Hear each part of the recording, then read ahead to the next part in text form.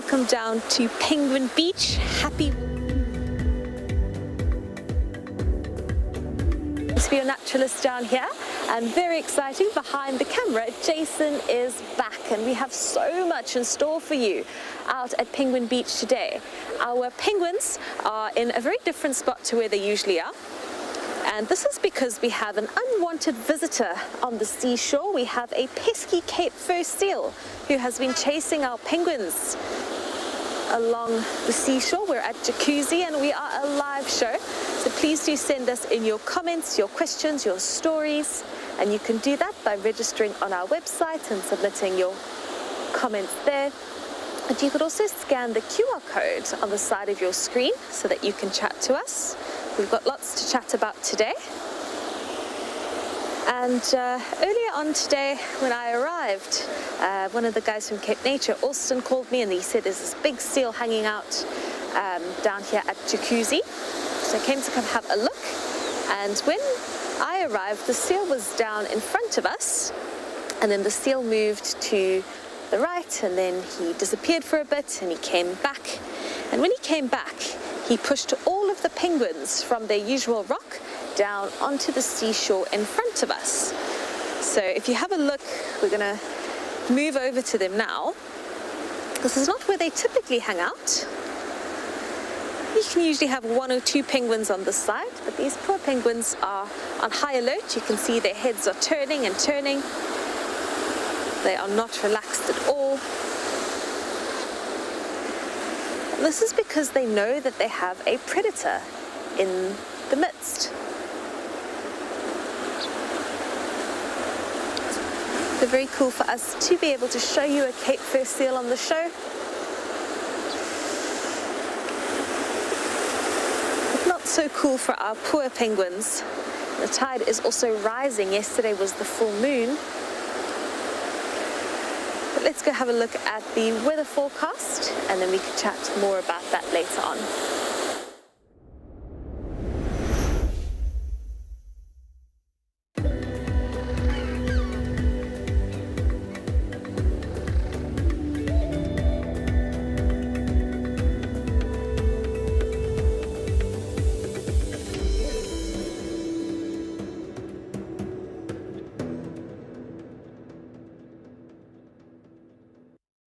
So our lovely director Mel has been listening to me change my opinion on the weather. The weather says it's supposed to be partly cloudy, and it is. On occasion we've got a touch of sun coming out, and we've got some sun now illuminating the penguins below us. And you can see that these are animals on high alert, but Jason's actually having a look at the sea. And today we have a 5.2 meter swell. So I think we should just go and have a look at those massive waves that are rolling in to the beach. They're all rolling towards the sandy beaches of Betty's Bay. And that massive swell combined with the full moon means that we're going to have waves coming in and perhaps wiping some penguins off the rocks as the show goes on.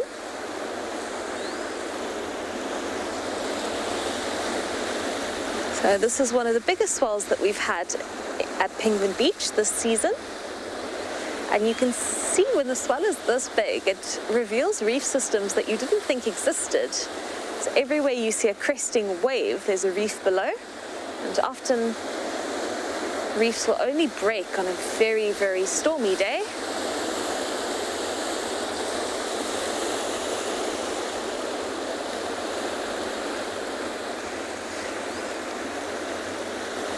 It's incredible to see the power of those waves. And what I want to do is I just want to show you somewhere that I can see is a breaking reef. So it's just to the left of the Horston Mountain.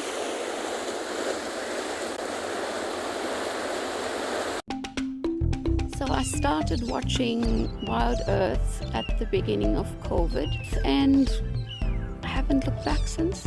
I've seen all of the leopards I wanted to see, and Mareeves. He's been so playful and such a character. I had to remind myself to breathe at some points. To see those 2 cubs made me very emotional. It's just been brilliant. It's just blown me away. WildEarth and BirdLife SA have come together to bring you 2 days of birding madness, where the sky's the limit and bird is the only word. Ornithologists from BirdLife will join our naturalists live on all our shows. And this will all be broadcast live in the prestigious BirdLife SA Bird Fair of 2022. So get your Twitch on and join WildEarth and BirdLife for our big birding day.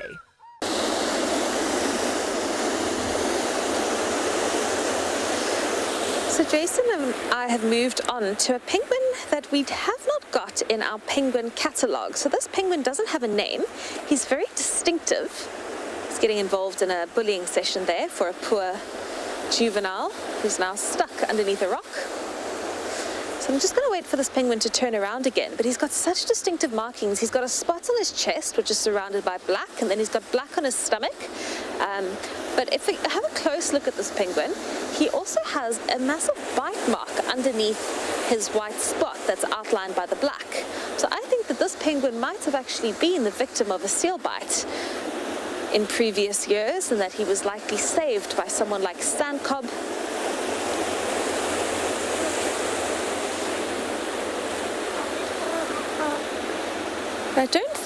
I think we've seen this penguin, but I don't think he has a name.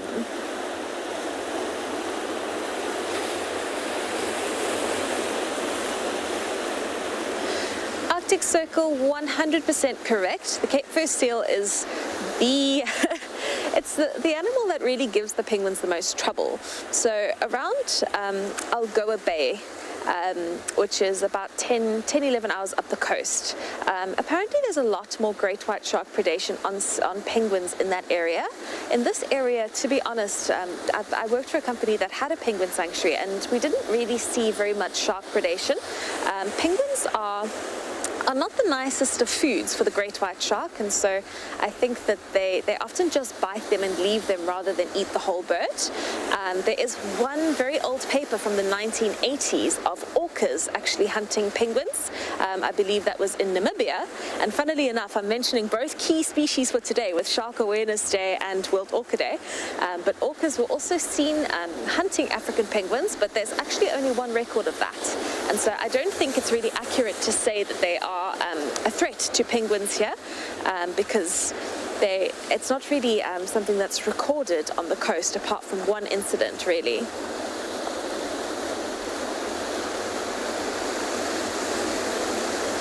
So if anybody has a name suggestion for this new penguin that we have, we've seen him before, we just haven't named him.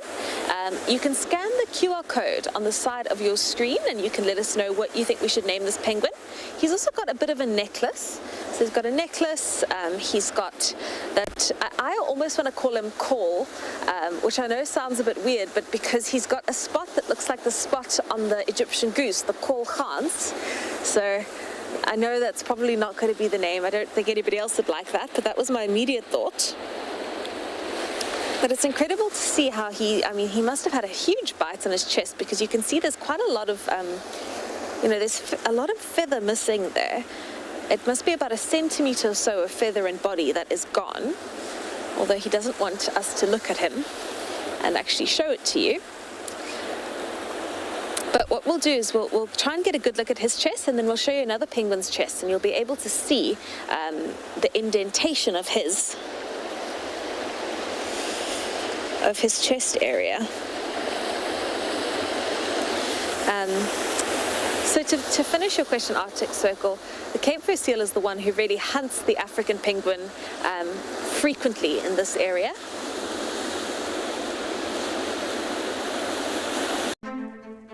We protect and reconnect nature across southern Africa.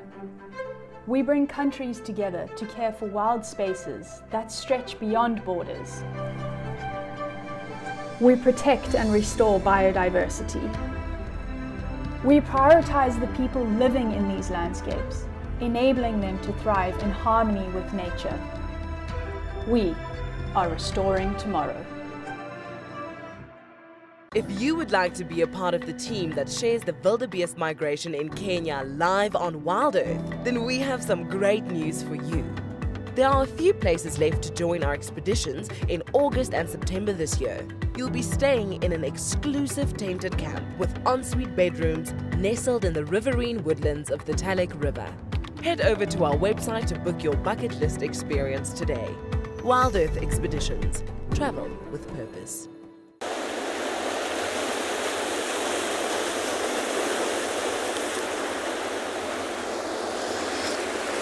So we're still looking at this poor mangled fellow.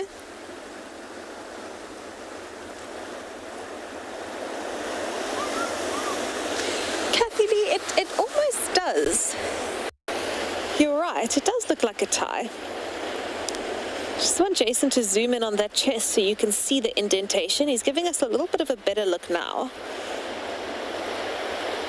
So you can see he's really been through the wars. But yeah, it does actually, it looks like the top, the white part is the top of the tie, and then he's got the black going down. So he's maybe the smartest of all the penguins here. He wasn't going for business casual, he wanted to mean business with his uniform. So I was just saying, I've been chatting to some really cool penguin researchers who've been down at the colony, and this morning I was chatting So I was just chatting to one of the guys who actually wrote the papers on penguin vocalizations, because there's 4 calls that penguins do. And I was telling this guy about the paper, and I actually looked it up, and it was so funny because he's the one who wrote it. Because we were just talking about the penguin sounds. And Mel, our director, is having a good look at this penguin, and she says this guy is business all around. There's no business at the front, party at the back. This is a smart penguin. Perhaps. Jason has a really cute name. Jason wants to call him Love Bite, which is of course not what the seal meant, but I think that's a really cute one. I really like that name. And it's Jason's first day back, so if you like the name Love Bite, please let us know.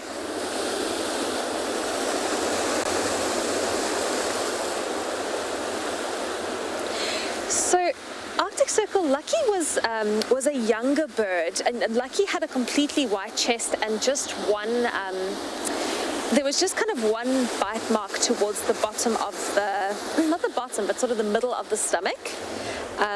Unless we have 2 Luckies, I'll confirm with Byron, but there is a Lucky that we named on the show here at Jacuzzi, which was a young bird.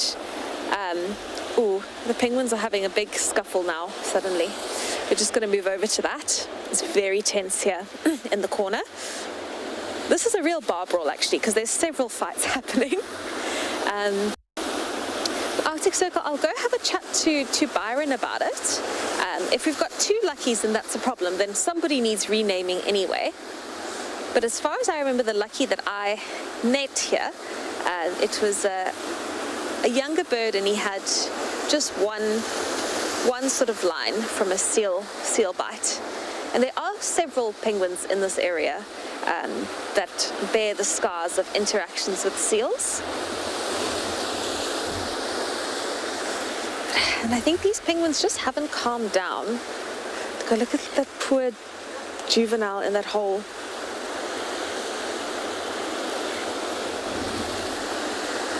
Vera, Bermuda's a really cool name. I also like that.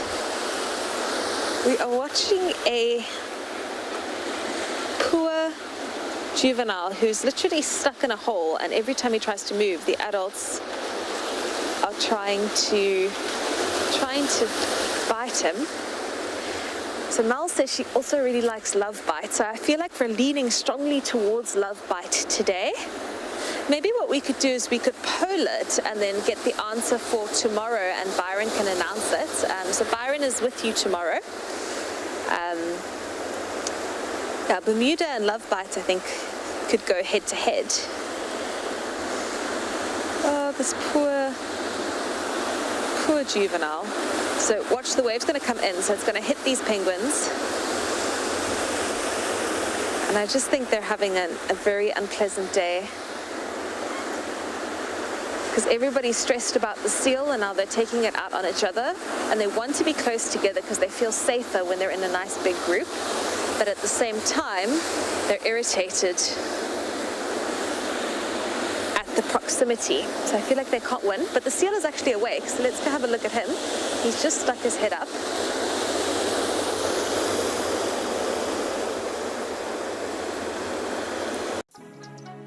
In the backdrop of every safari is the most effortless natural music. Their twittering, chirping and singing fills the air with a bit of magic on every drive. WildEarth is celebrating this precious choir with a Bird is the Word fireside chat. Join us and a special guest ornithologist to discuss the big birding event, as well as some of the rare and spectacular birds of WildEarth. WildEarth have really inspired me to return to South Africa after having followed so many beautiful characters. This Ticket to Dream has given me a great opportunity to meet the WildEarth team, which I thank. They're all amazing. I love all of the characters, but I do have a particular passion for leopards. It's a dream, and as I said before, I just keep on pinching myself. Am I really here?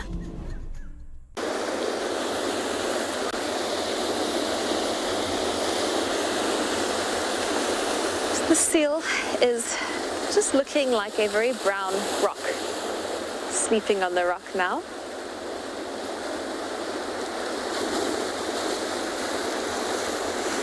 Momo, I don't think there's a good answer to that question.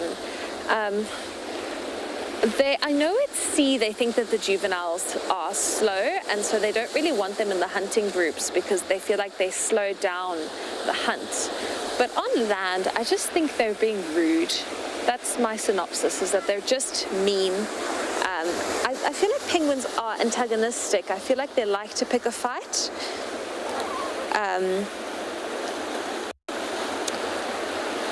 Because you'll always see them fighting, and sometimes there'll be a penguin who's purposely trying not to be in the way, he's trying to move out of the way, and somebody else will go and purposely attack him.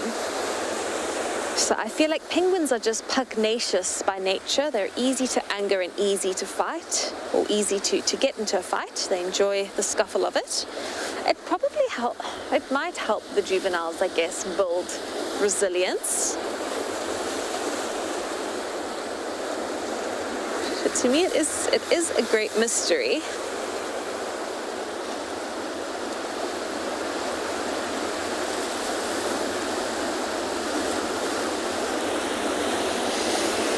Teresa, unfortunately, I don't think the other penguins would help. I think that they would try and move away so that they would be able to survive. So I don't think that they would have sort of that group mentality. What they do, which is very interesting, they do very much what zebras and a lot of animals do, is as soon as that seal is awake and walking towards them, they all huddle up into a very tight group, which is a herd behavior. It's a social behavior where they are trying to, protect themselves and sort of group up and hopefully protect, the group of them. But I think, unfortunately, they would see if a penguin was being eaten, they would try and get out of the area as quickly as possible, because that would mean that they might survive.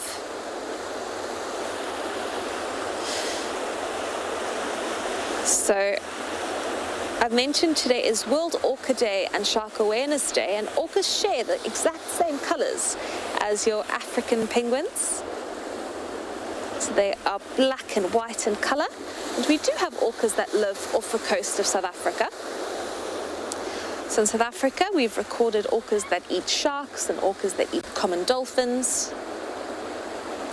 And I was reading about World Orca Day, and it's believed that there are around 22 ecotypes of orca.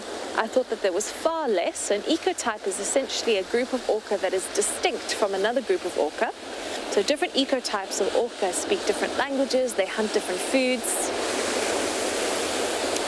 So orcas are like us, they have dialects, they have languages, and if they encounter an ecotype that is not their own, they actually can't speak to them. They can't communicate, they don't speak the same language. It's like me if I had to try and speak to someone who was French, for example, and didn't speak a word of English. We wouldn't understand each other. Which I find so cool.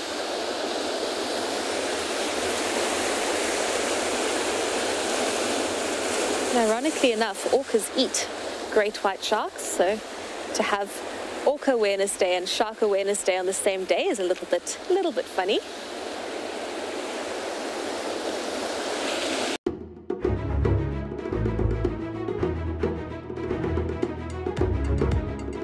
Hi, I am David. I come to you live from the Mana Triangle, all the way from Kenya.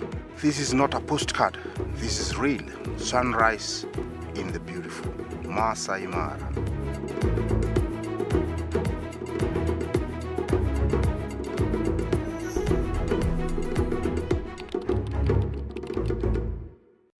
Here on WildEarth, we love it when you interact with our guides while they are live. In order to do this, you must head over to wildearth.tv/questions and submit your questions, comments, and suggestions. Simple as that. And to make it even simpler, from time to time, you will see a QR code on your screen. Open your camera phone and scan this code, and it will take you straight to where you need to be. We look forward to answering your questions on this channel.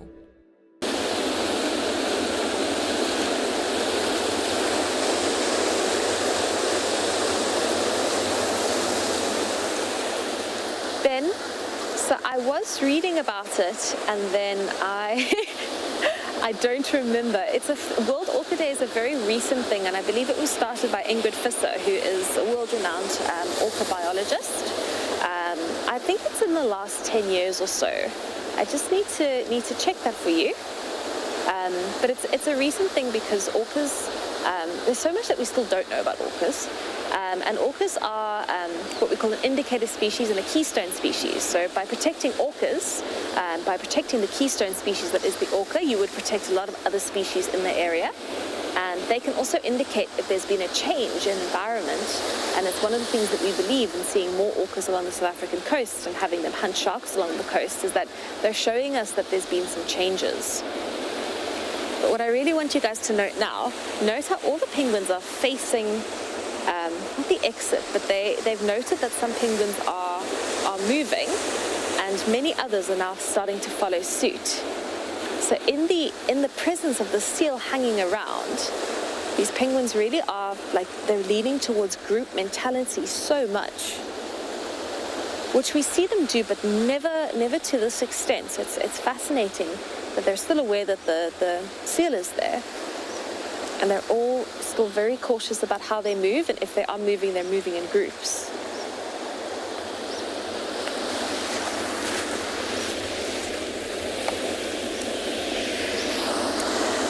Natalie, so it is quite usual, and that's a good question, because we rarely have Cape Fur seals on the show. So the seal is showing us his face now. So maybe let's go have a look at him. And he's sleeping there. So seals are typically resting on the seashore during the day, so they also go out to fish during the day. But what you'll find is that I don't think that all the seals go out fishing every single day.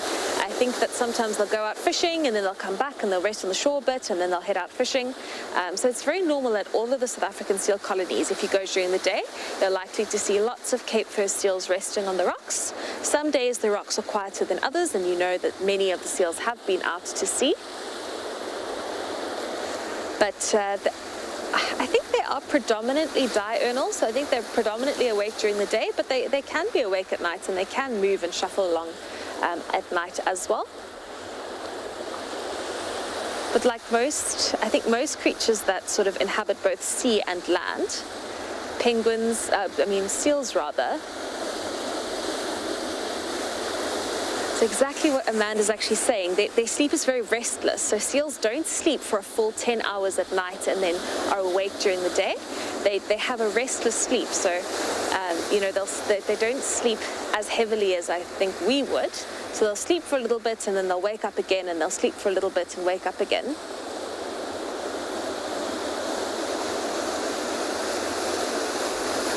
And they can sleep a little bit deeper on land. So at sea, they can never go into a fully deep sleep.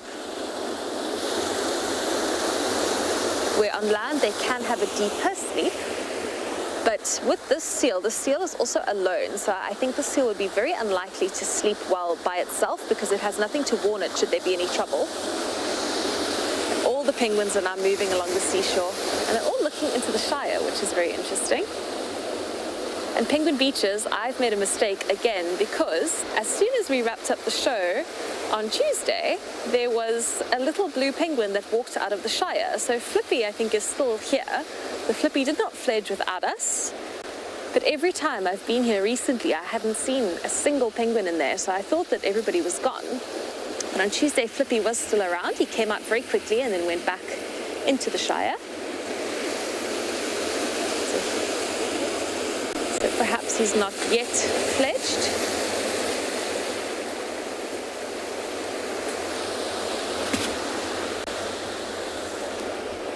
The Masai Mara in Kenya, a remote landscape where wilderness reigns.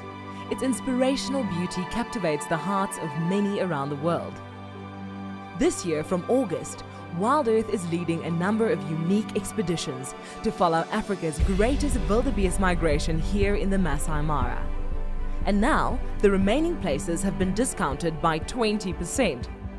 Head over to our website to find out. If you would like to be a part of the team that shares the wildebeest migration in Kenya live on WildEarth, then we have some great news for you. There are a few places left to join our expeditions in August and September this year.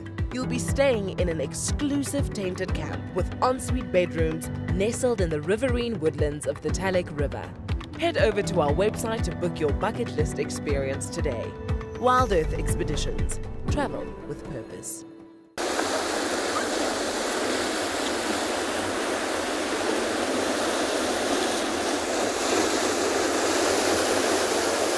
I think everything is just a bit out of sorts down here with that seal.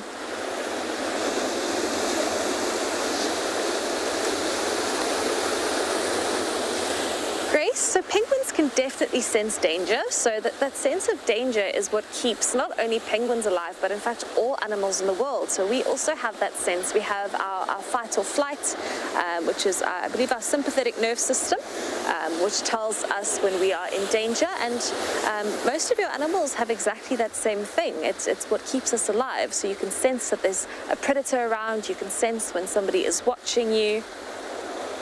Sometimes you just get that funny feeling that you're not safe, and I think it's important that we actually listen to those feelings. I'd rather err on the side of caution with a gut feeling than to not listen to it at all, because so often it's our bodies telling us, actually, this is not a safe situation, and penguins would definitely have that exact same sense, and I think in most animals it's far more developed. Humans have lost our sense of danger because we have kind of taken ourselves out of the ecosystem.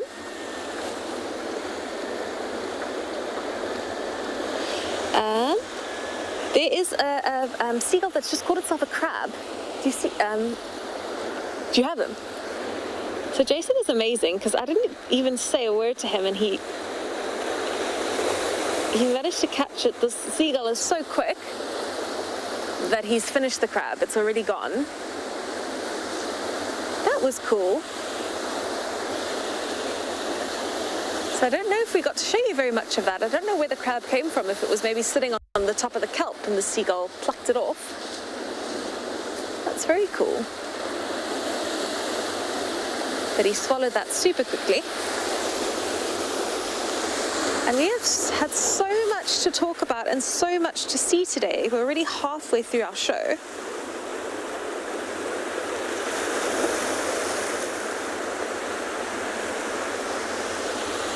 So Mel, our director, is saying she thinks there was a crab eating competition happening, and she thinks this seagull won the competition. And it is weird that they do tend to call when they've found food, but they don't share food. So that was a really strange thing. But what I wanted to do really quickly is actually just for us to go and have a look for Shark Awareness Day and have a look at the body of a shark very quickly. Just that everybody knows what a shark looks like. I'm sure you all do. But Shark Awareness Day is actually a very important day because sharks are in a little bit of trouble.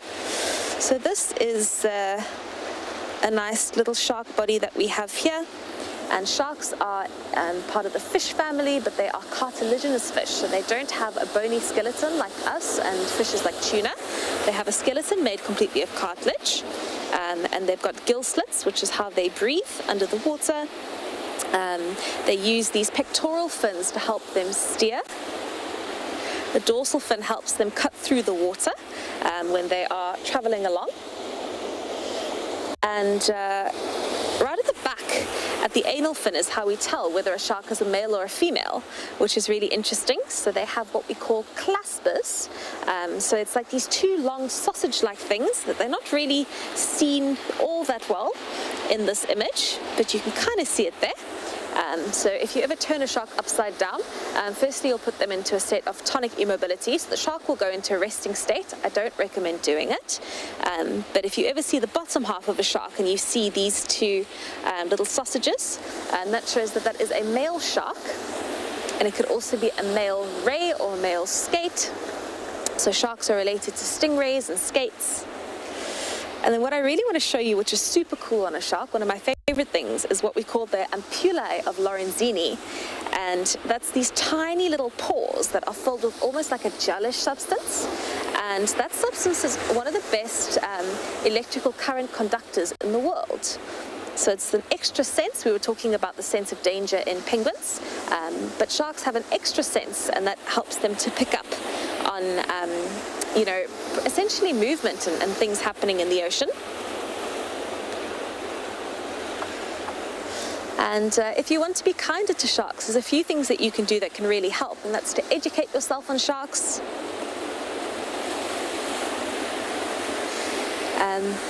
We want to make it even easier for you to interact with our guides whilst watching WildEarth. When you see a QR code like this pop up on your screen, then open your phone camera, point it at the code, and you will be taken directly to our question page. Simple as that. Then you can let us know what you want to see, ask questions, and much more. I've had it before where I've been walking and a waterbuck's jumped out of the grass. It's quite a frightening experience. WildEarth, it's in your nature.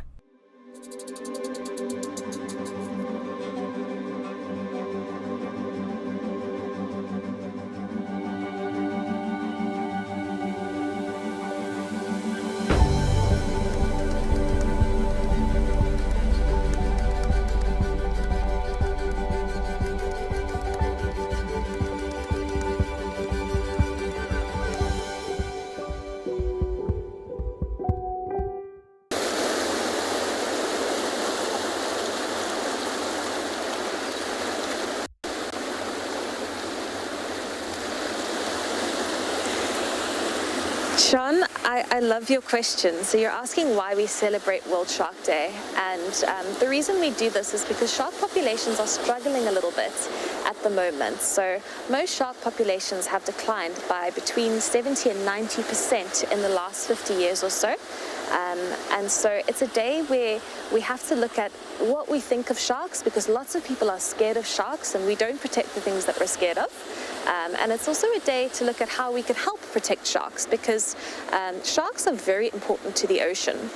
And if you look at that seal that's sitting on the rock over there, seals were only recorded hunting African penguins since the 1980s.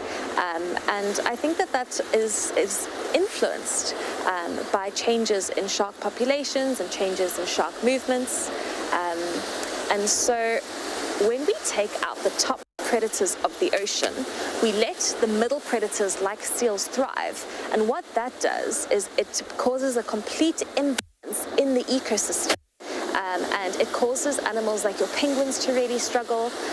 It causes the oceans to be overgrazed, for example. So if we take out sharks, there could be more turtles. The turtles could overgraze seagrass. And we do want more turtles, but we also need to protect seagrass to be able to sequester carbon. So I know this is a very complicated and convoluted answer, but essentially we celebrate World Shark Awareness Day so that we're able to understand that without sharks in the ocean, we are living in a house without a roof, which you can't do. You're going to get rained on, you're going to be open to all the elements. We need sharks to have a healthy ocean. And so Shark Awareness Day is teaching people that by protecting sharks, we don't only protect them, we protect our entire sea and the health of our sea. And one of the best ways to protect sharks is having exclusion zones, so areas that are protected where people are not allowed to hunt them, but also protecting species throughout their range. And with pelagic sharks like the great white shark, the mako shark, the bluefin sharks, the blue sharks, these sharks travel literally thousands of kilometers. Very famously, Nicole, the great white shark, traveled from South Africa all the way to Australia. And so what we actually need to do is also protect sharks in international waters and protect a species. And South Africa, credit where credit is due, was actually the very first country in the world to protect the great white shark back in the 1990s. And we continue that protection today.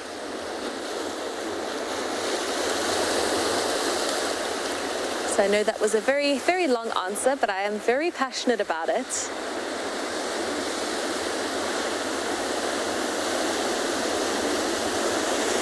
Tom, so if you're looking at, we have several shark species in South Africa, and I'm not entirely sure the populations on all of them. I know that many of them, like the soupfin shark, for example, are vulnerable. The great white shark is vulnerable. Our blue shark populations are very vulnerable. But there's one species I can give you a pretty correct answer on, and that is the great white shark, and they think that our population is less than 1,000 individuals in the South African great white shark sort of population. It's very difficult to quantify these things, but there was a study done in Gansbaai, South Africa, where we used to have the highest concentration of great white sharks, and also we used to be able to see them all year round.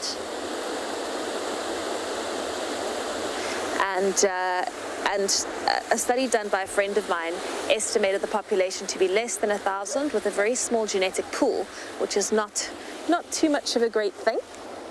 So great white sharks are vulnerable in South Africa, and of course they are being hunted by orcas at the moment, which is not ideal. Orcas do need to eat. They are a natural part of the ecosystem, but it's only since about 2015 that we started regularly seeing shark-eating orca in South Africa, and in 2017 was the first time that we could actually confirm for sure that great white sharks were hunting, or the orcas were hunting great white sharks. And the confirmations were done in Gansbaai when three great white sharks washed up within the space of a week, and I was very, very lucky to actually be involved in some of those necropsies, helping to do some of the photography for it, and also actually like working through the shark, because you're taking parasites from them to figure out what parasites they have. We had to count the vertebra on these great white sharks. But shark populations in South Africa are certainly very vulnerable, and that's, I think, across board. Most of our shark populations are not doing very well, and we do need to do a little bit more to protect them for the health of our South African seas.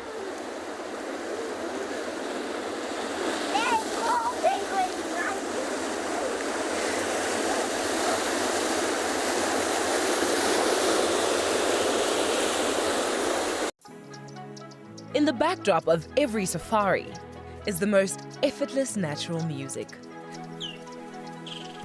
Their twittering, chirping and singing fills the air with a bit of magic on every drive.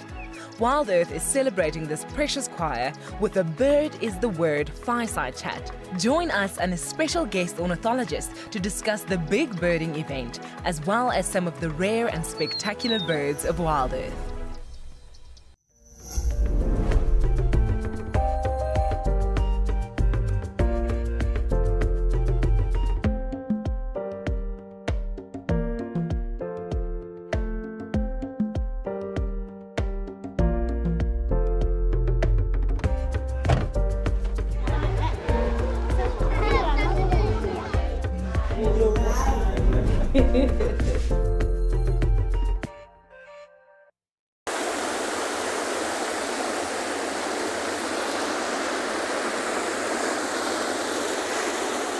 So I think it can be difficult to talk about penguins and sharks and most animals, in fact, without being a little bit scared.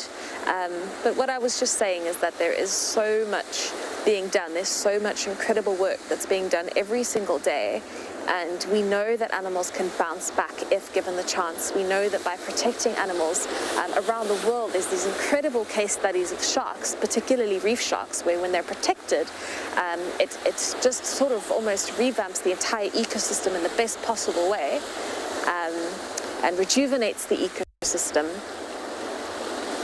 And so there is always hope. And if you speak to scientists, and I try to do that very often, and I try to ask them, early career scientists and also people in the 80s who've spent their lives committed to science and conservation, is there hope? And I've yet to encounter a single one who doesn't believe that there is hope for wildlife. And I think that that's really beautiful, and that certainly gives me a lot of hope. We should check in with our seal. I think he's still having a really nice sleep.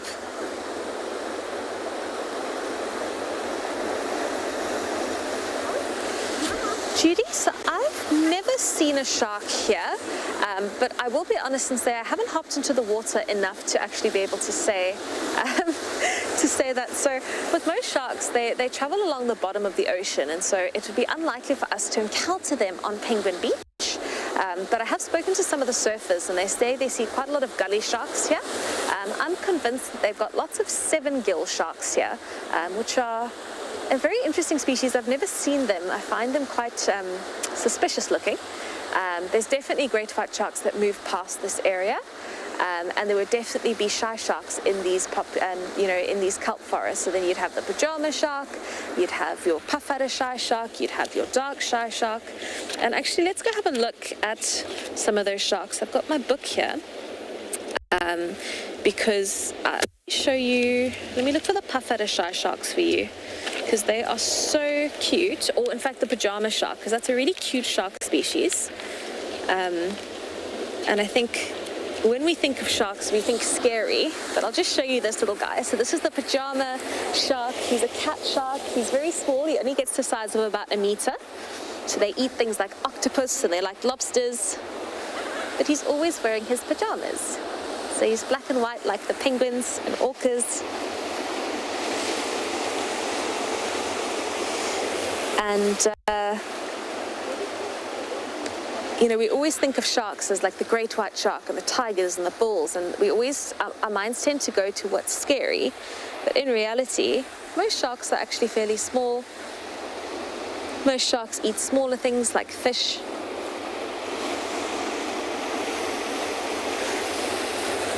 And South Africa is quite lucky to have an array of different shark species living here. And I think the pyjama sharks, to my knowledge, are a species that are considered to be a little bit more vulnerable. I think their populations are dropping down a little bit. Yeah, I just thought I'd give you a view of him because he's very cute. And he is endemic to South Africa, so you will find the pyjama shark nowhere else in the world, and you would certainly find him living here. But they are nocturnal as well, so you tend to see them a lot more at night, and if you see them during the day, they're sleeping in crevices. And in Cape Town, if you dive, there's lots of wrecks, and they'll sleep in the pipelines of the wrecks.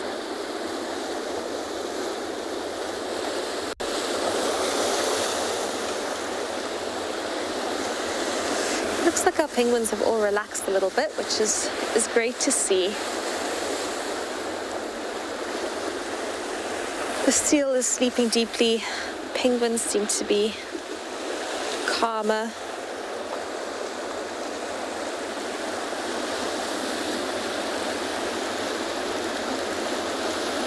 There are places where seals and penguins can live in harmony.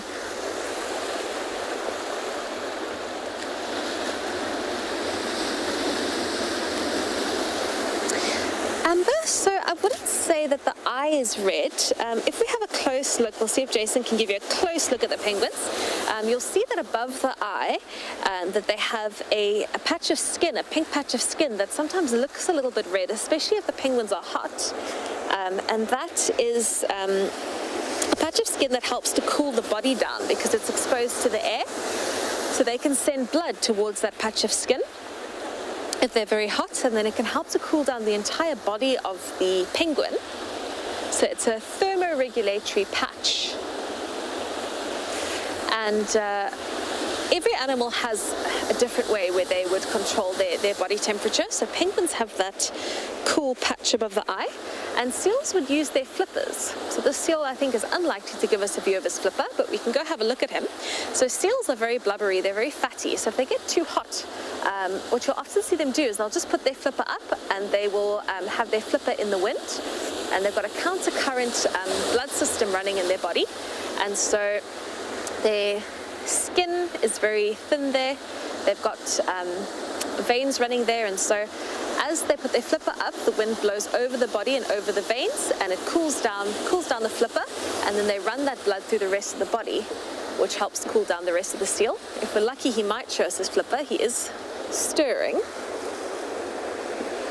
You can see his face there. So we sweat, dogs pant, elephants flap their ears.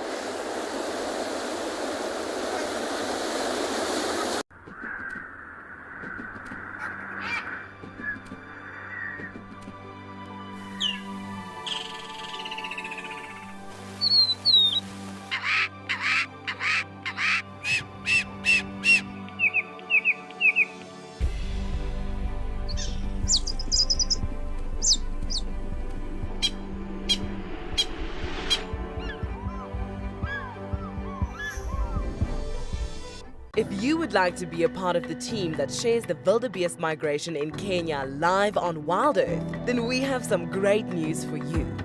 There are a few places left to join our expeditions in August and September this year.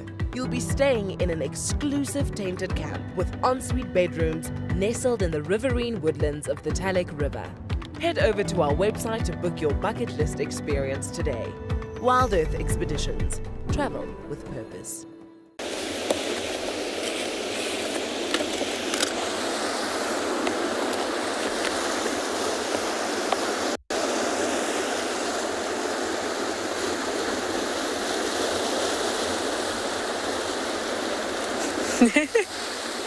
Isabella, so I think for penguins they might be quite nice to surf. I am not a surfer, so I wouldn't be able to tell you if these are good surfing waves, because it's complicated. Like, I think if the waves are a bit messy, I think like surf is like a really clean wave to be able to surf, but I'm speaking completely out of my knowledge base. But Byron is a surfer, and I think if Byron is here tomorrow, he can actually tell you a little bit more about that, because Byron bodyboards quite a lot, and I think his wonderful wife Kelly did quite a lot of just normal surfing. I did see some surfers when I was on my way here this morning. My very uneducated opinion is that for humans, the waves are not clean enough. They're a little bit rumbly still, but I think we have to pass that one over to Byron, because I've had people try to explain surfing to me before, and it's just not something I've ever been able to retain in my head. Speaking of animals that surf, there are orcas that sometimes surf, or they actually beach themselves in Patagonia to be able to catch seals. We don't see that here, but for World Orca Day, I thought we might just have a quick look at some orca information. And if I can teach you one thing about orcas today, it's maybe how to tell the difference between a male and a female orca. And it's very easy, because the male orcas have the most incredible dorsal fins. So the dorsal fin can be over 1 meter tall. It's really nice and tall, where the females have a much smaller dorsal fin. So the orcas are the largest dolphin in the world. They are part of the toothed whale family. And their scientific name, Orcinus orca, refers to them being animals of the underworld. So they do look otherworldly. There's nothing quite like seeing an orca, particularly the males, coming out the water. There's really, it's breathtaking. And they live in family groups like this. Sometimes the males will break off and they will travel together, or they'll travel alone. In South Africa, there are a couple of orcas that we sometimes see by themselves, or we'll see 2 males together.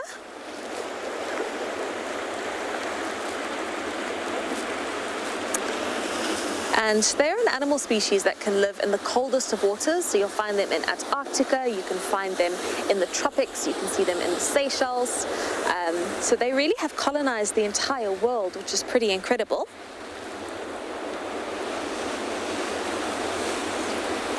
But I thought we'd just have a quick look at that so that we know we've looked at sharks and orcas on this awesome awareness day. It's two very special animal groupings. And if you want to see orca, you can sometimes see orca in South Africa. A very good place to see orca would be off the coast of the US, actually. So like Monterey Bay is a very good place, because when the grey whales come down, the grey whale mothers are bringing their calves to the feeding grounds. You'll have orcas in that vicinity. Australia, Bremer Canyon is also a very good place to see orcas.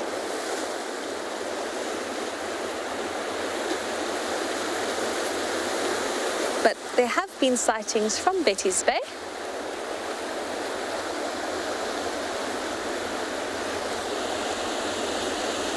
Is that thunder?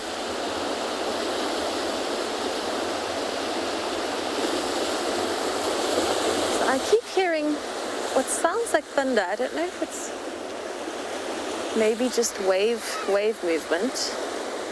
I think Jason is saying it's the waves. We've got a little bit more movement from the penguins again. I think as the tide is coming in, they're having to move further up.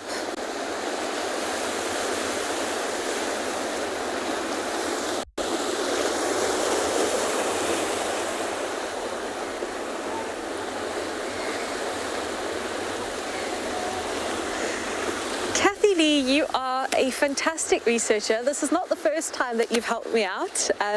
So the first official Orca Day was in 2014. And I do think that is from Ingrid Visser, she's an orca expert. She's actually doing a really cool webinar today that I'm hoping to join later on. And she's done extensive work on a species that is so hard to study because they travel really long distances. They spend most of their time under the water. But I did know it was a fairly recent conception. So at least my brain is not too muddled.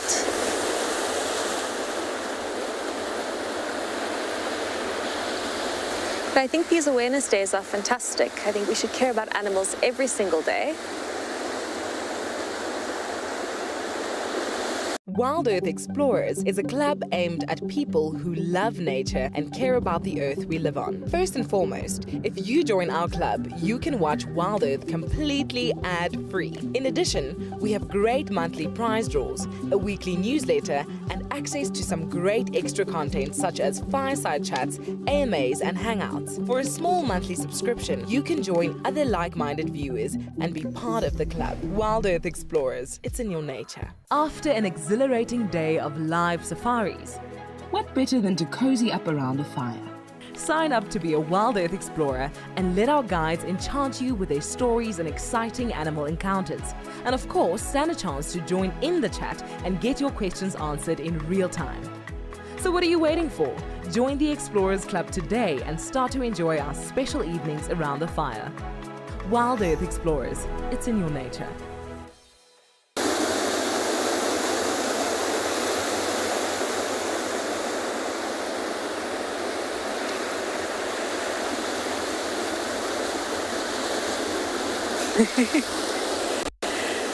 Diana, so that's a good question to ask, because in fact in South Africa our seals are not all the same shape. Seals often have sexual dimorphism, so our Cape fur seal females tend to be a lot skinnier. They also look a little bit like a sausage. So this is a young male, so he looks very similar to what a female would look. But the females weigh up to about 90 kilograms, where the males can weigh up to 350 kilograms. The females are a lot more slender, and the males tend to, as they get older, have this really chunky neck, and they do have a bit of a mane. So they are not sea lions, they are eared seals. They fall into the same family as the sea lion, but they're part of the fur seal family. So in that one species, the shape is slightly different. A lot of your Antarctic seals, your colder sort of temperate, your colder climate seals tend to be a lot rounder, a lot more blubbery than our seals. So like an elephant seal is absolutely massive and absolutely round and blubbery. I'm thinking of the Weddell seals, which are also more rotund than our Cape Fur seals.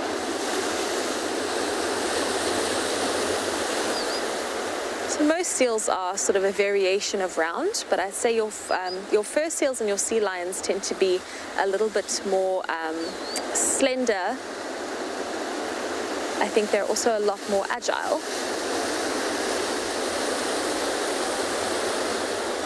And you get 3 different groupings of seals, and that's probably why. So the one is the true seals, which would have your elephant seals, your Weddells, your grey seals, your leopard seals. All of those seals fall into the true seal family, and they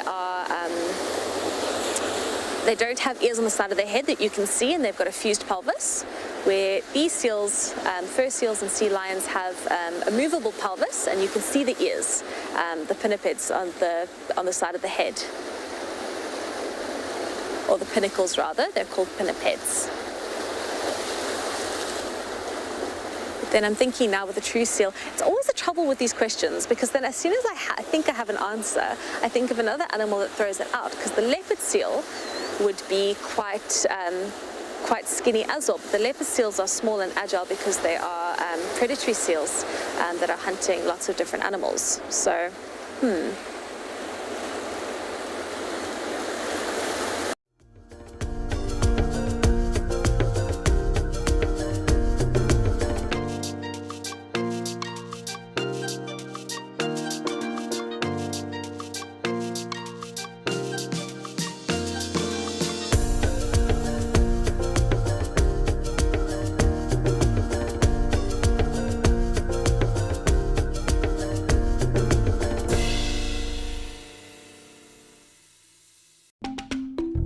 So I started watching WildEarth at the beginning of COVID and I haven't looked back since.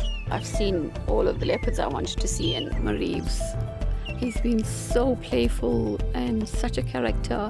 I had to remind myself to breathe at some points. To see those 2 cubs made me very emotional. It's just been brilliant. It's just blown me away. So I think my answer, just to finish off the seal shape, I think all seals are cylindrical in shape, with varying levels of roundness. That's kind of how I would describe them. But they tend to be quite long animals and cylindrical. And it sounds like Cedric is going to be doing some trekking this afternoon, and I know he really enjoys that, so I'm sure it's going to be fantastic over in Pyjama. Tess is going after elephants, so she wants to go have a look and see if she can find some elephants and maybe some buffalo. And then last but not least, she's going to take a stop at her favorite hyena den. Sounds like Lauren and Davy are having a great time in Amakala, and they are planning on taking you with on the adventure today. So it doesn't sound like they've got any distinct plans. They're just going to see what they can find. And Dylan is going to be snapping away with his camera and hopefully enjoying some birds. We hope that you had a fantastic time with us today. We got to see so many different things. We had a seal, we had penguins, we spoke about orcas, we spoke about sharks. So really lots to chat about. Byron is going to be with you tomorrow. We're still looking at that bird skull. I got some cool information about it, where it might be a hot lipskull skull, but we are still trying to figure that one out for you. So on behalf of myself and Jason, thank you so much for joining us. I think we'll have to call that little penguin Love Bite. I think I've fallen in love with that name. We hope that you have enjoyed your time with us today, and Jason will see you again tomorrow.